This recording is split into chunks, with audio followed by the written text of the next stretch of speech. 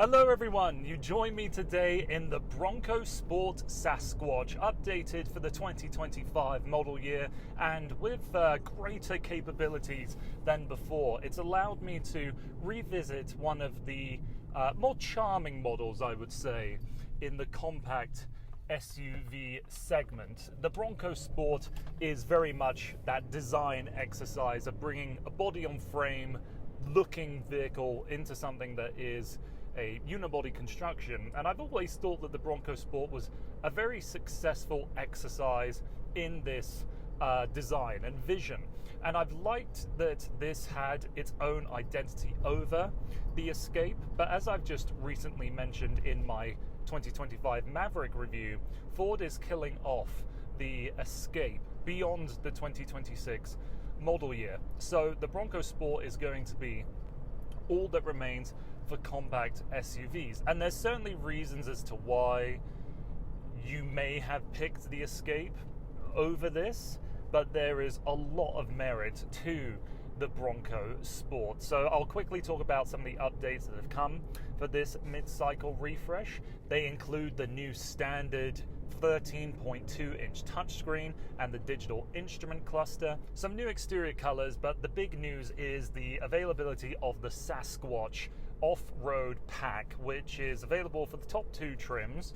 And what it provides you is these 29-inch tires, the all-terrain Goodyears on 17-inch black rims. There's a different suspension system available from Hoss, which brings along a 1-inch lift to the ride height, tie-down hooks on the front fenders if you were to tie something down to the roof rails and something along the side just to give it extra stability, and then finally some underbody protection. It takes a off-road-ish vehicle to something that's perhaps a little more capable off-road. I mean, a lot of it is going to be coming down just to these tires, and you wouldn't be doing real rock crawling in the way that you would in the Big Brother Bronco, but still, it's something that adds options to the Bronco Sport. And for a lot of people that are just looking for a compact crossover, that maybe their big holiday is going some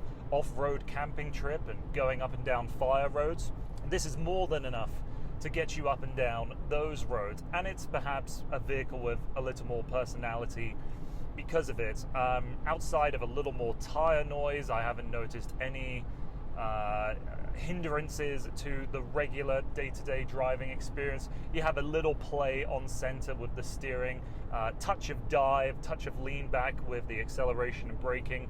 That I don't mind. It makes normal, boring driving a little more entertaining in the way that I find the Bronco a great daily driver. But the powertrain for this Bronco Sport is either a 1.5-litre turbocharged 3-cylinder or 2-litre turbo 4. The 1.5-litre can tow up to 2,200 pounds and the 2-litre 2,700 pounds. So here with the 1.5 3-cylinder, it has a nice little thrum to it. You can hear the turbos are regularly engaging, but with 180 horsepower and 190 pound-feet of torque, it honestly isn't quite enough to rapidly accelerate up to highway speeds. You'll find that after 4,000 RPM, the accelerator's kind of knocking on the door, seeing if anybody's home, but nobody's coming to open up.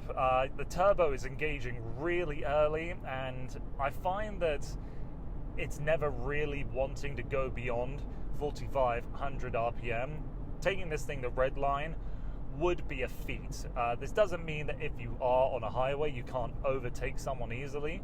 You can. The 8-speed transmission is good at getting up and down the gears pretty quickly, but if there was ever instances where you felt like you were running out of steam, there's not much more that you can do to really get this car moving along. But other aspects of driving, I actually think it's reasonably quiet on the highway, and the steering I think is appropriately weighted, it's accurate. Some amount of vibration coming through the chassis ends up here in the steering wheel, but I wouldn't say it's providing me much road feel. Suspension on the firmer side, not as tightly bound as the Maverick that I just tested.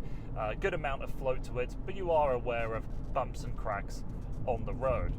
Like the Maverick, I enjoy being in this Bronco Sport because despite it being very much the commuter device and somewhat entry level product in Ford's model range, it is really nice to sit in here.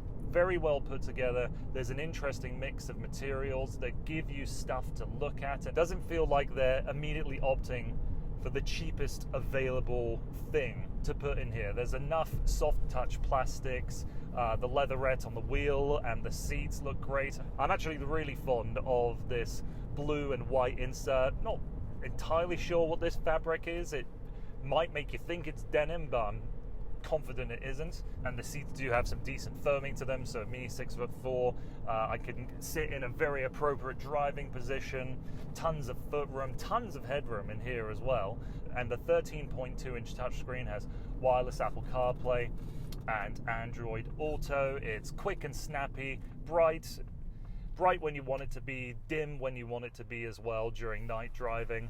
And despite losing the hard buttons for climate control and so on, it is acceptable in my mind to have them fixed here at the bottom at all times, but nothing beats a button in terms of getting in and out of the car quickly, and you just want to turn on your heated seats or the AC as quickly as possible.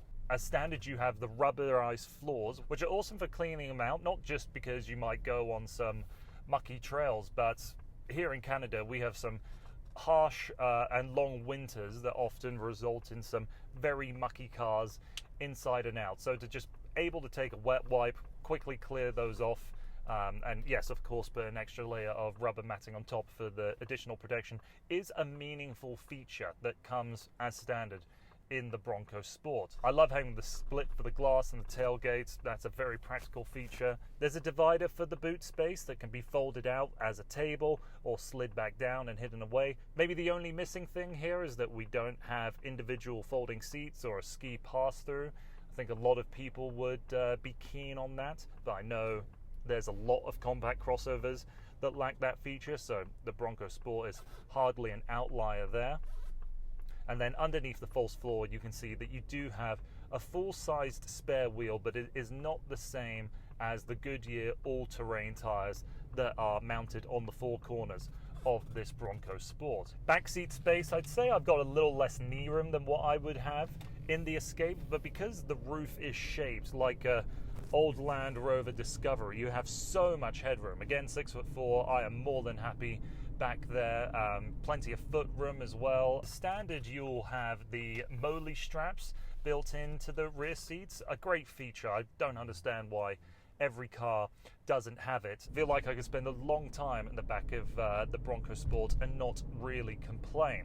You can see that you also have a power plug-in back here with this trim. There's another one in the boot as well. For a quick comparison to the Escape, what you would be missing out on is perhaps greater efficiency, not just because you would have the hybrid or the plug-in hybrid available in the Escape, but overall the shape is much more aerodynamic. So I suppose the big question is, are we really losing anything when the Escape bites the dust? Well, for now we don't have a hybrid or plug-in hybrid version of the Bronco Sport, but I hope to think that Ford will introduce something like that soon enough. Came in a little more affordable of a price point, but I think the additional cost into the Bronco Sport for the things that I've listed, its personality, its features, really a lot of its unique selling points are enough that anybody that was cross-shopping the two, they probably ended up with the vehicle they wanted, whatever suited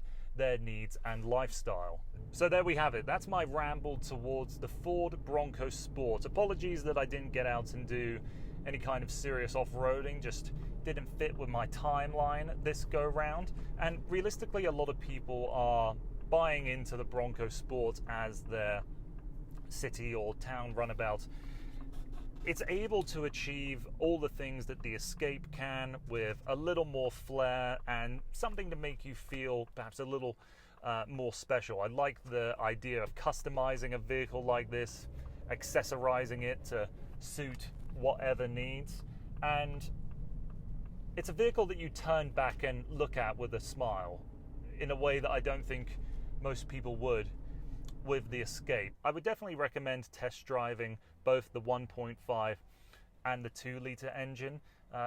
If you're quick on the throttle, I think it's perfectly acceptable to get up to speed, but maybe you do a lot of highway driving, up steep hills that regularly need to be overtaking big semi-trucks or whatever the case may be, then sure, maybe you'll want the effectiveness of the 2-litre a little bit more. But that's the only real demerit I have towards this. Like I said, it has plenty of personality and the ability to accessorize it in all ways that you see fit is very tempting, I think, for a lot of consumers. And it's a product that you can look back on as you park up and feel good about your purchasing. It feels a little more special, and I don't quite think an Escape has ever really done that. I think that just about does it for my review. So thank you very much for taking the time to watching this video, and I hope to see you again on the channel soon.